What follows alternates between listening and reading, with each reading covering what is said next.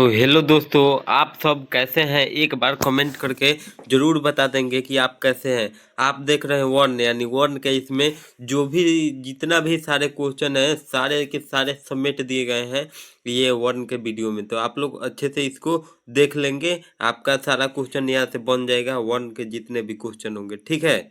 और मैं एक ट्रिक भी बताने वाला हूँ जो बहुत कारगर होगा, ठीक है। तो आइए शुरू करते हैं। सबसे पहले तो ट्रिक का बात कर लेते हैं, ट्रिक का ही बात कर लेते हैं, उसके बाद क्वेश्चन देखेंगे। तो एक ट्रिक है केटीएम, केटीएम 2, ठीक है। तो एक ट्रिक है केटीएम 2, ठीक है। एक ट्रिक है, आप इसे याद कर लेंगे, ठीक है। केटीएम 2 से क्या होगा? क वर्ग, क वर्ग हो जाएगा। तो देखिए यही ट्रिक है। के से क्या हो गया? क से अंग तक क वर्ग, और टी से क्या हो गया? च से य तक च वर्ग, और एम से हो गया मूर्धा, हो गया ट वर्ग, डी से हो गया दंत त वर्ग यानी त से न तक, म से ओ से हो गया ओष्ठ यानी प से प वर्ग क्या हो गया? प से म तक हो गया। तो आप इन सबको देख लिए हैं। अब क्वेश्चन की बात कर लेते हैं। क्वेश्चन नंबर 1 पे आइए, ठीक है। तो देखिए आइए क्वेश्चन नंबर 1 की बात कर लेते हैं। देखिए क्या कह रहा है? दिए गए विकल्पों में सही विकल्पों का चयन कीजिए। उच्चारण के दृष्टि संक्षेप से व्यंजन कितने होते हैं, ठीक है।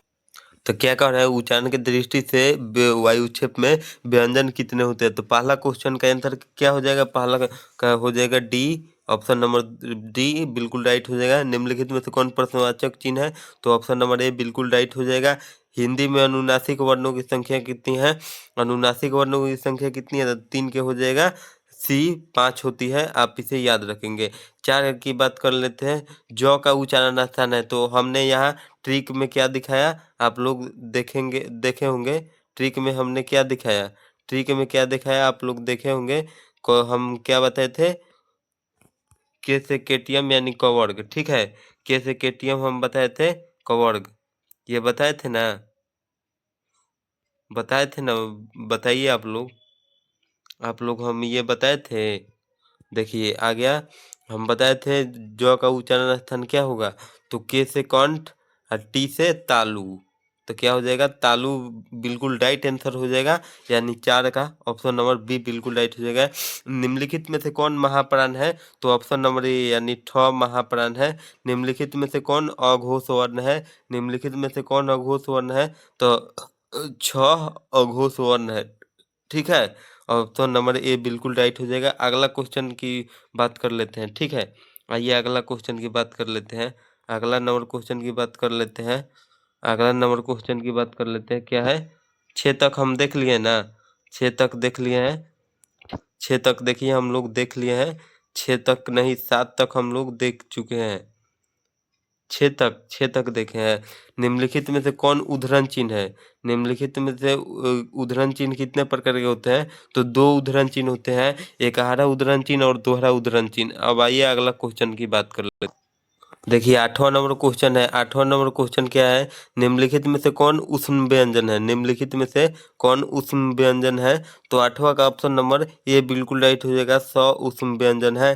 प का उच्चारण स्थान क्या है? तो केटीएम 2। ओ से क्या बताए हैं? ओष्ठ, और प वर्ग सबसे लास्ट में था। व्यंजनों के नीचे में एक तिरछी रेखा लगाई जाती है जिसे कहा जाता है, क्या कहा जाता है? हलंत कहा जाता है। ऑप्शन नंबर डी बिल्कुल राइट हो जाएगा। स्वरों के उच्चारण में लगने वाले स्वरों के वर्णों के कितने भेद होते हैं? 11 का ऑप्शन नंबर बी बिल्कुल राइट हो जाएगा। अगला नंबर क्वेश्चन की बात कर लेते हैं। आइए अगला नंबर क्वेश्चन की बात कर लेते हैं। कौवा नंबर, तब 12वां नंबर क्वेश्चन की बात कर लेते हैं। देखिए क्या कर रहा है?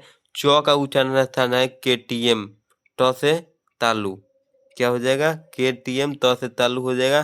च का उच्चारण स्थान तालु। निम्नलिखित में से कौन अंतस्थ व्यंजन है? तो 13 का क्या हो जाएगा? 13 का बिल्कुल राइट आंसर हो जाएगा, ल हो जाएगा। एक मात्रिक स्वर निम्नलिखित में से कौन स्वर है? तो 14 का क्या हो जाएगा? 14 का ऑप्शन नंबर ए ह्रस्व स्वर हो जाएगा। मुक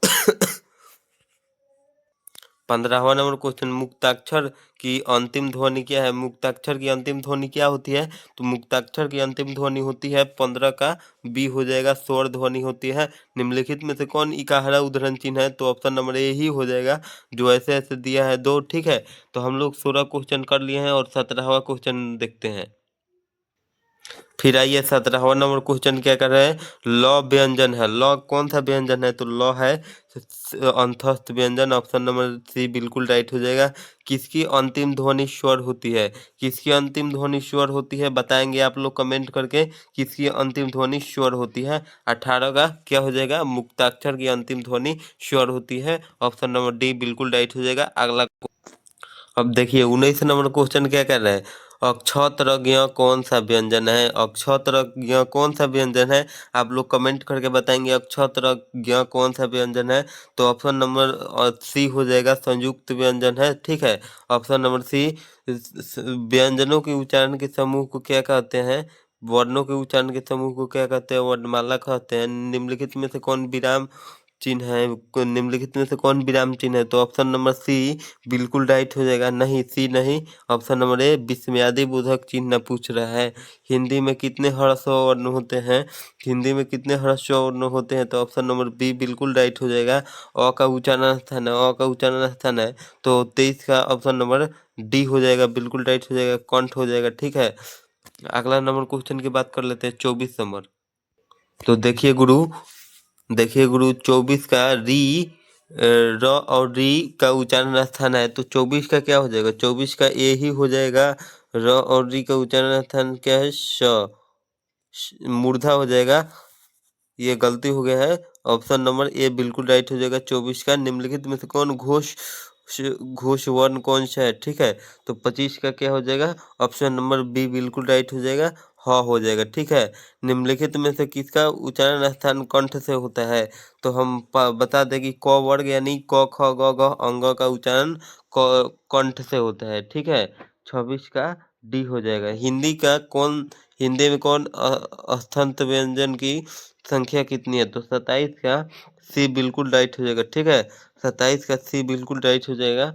28 का बात कर लेते हैं, 28 नंबर का, 28 नंबर का बात कर लेते हैं। 28 देखिए, 28 का क्या है, 28 क्या कर रहा है, य को किस वर्ण के अंतर्गत रखा जाता है, तो ये 28 नंबर की बात कर लेते हैं। 28 का क्या हो जाएगा, अंतस्थ व्यंजन के अंतर्गत रखा जाता है।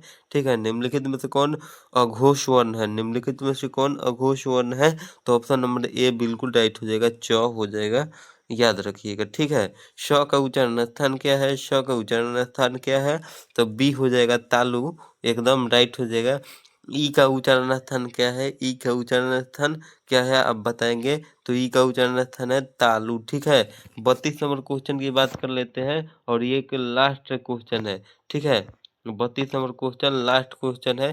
देखिए क्या कह रहा है, लॉ का उच्चारण स्थान क्या है, तो लॉ का उच्चारण स्थान आप बता सकते हैं क्या है, लॉ का उच्चारण स्थान, लॉ का उच्चारण स्थान क्या है, आप बताएंगे कमेंट करके, आप जानते हैं तो। लॉ का उच्चारण स्थान ऐसे हम बताते हैं कि लॉ का उच्चारण स्थान क्या होता है, दंत होता है। ठीक है, दंत होता है, आप याद कर लेंगे अच्छे से। मिलते हैं फिर किसी अगले वीडियो में, आप लोग कमेंट करके बताएंगे कि अगला वीडियो किस टॉपिक पे बनना चाहिए। ठीक है, मिलते हैं अगले वीडियो में। जय हिंद।